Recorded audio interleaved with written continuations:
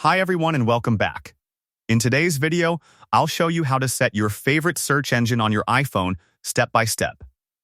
Let's get started. First, we'll do it in Safari. Open the Settings app on your iPhone. Scroll down and tap on Apps, then find and select Safari. Now, under the Search section, tap on Search Engine.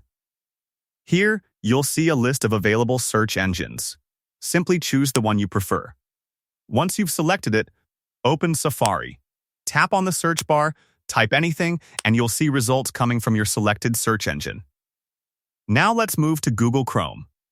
Open the Chrome app on your iPhone. At the bottom, tap on the three dots icon. From the menu, go to Settings. Next, tap on Search Engine, and you'll see multiple options. Choose your preferred one, then confirm your selection.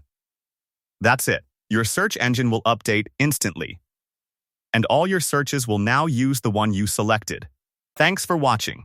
Don't forget to like this video and subscribe to the channel for more helpful guides.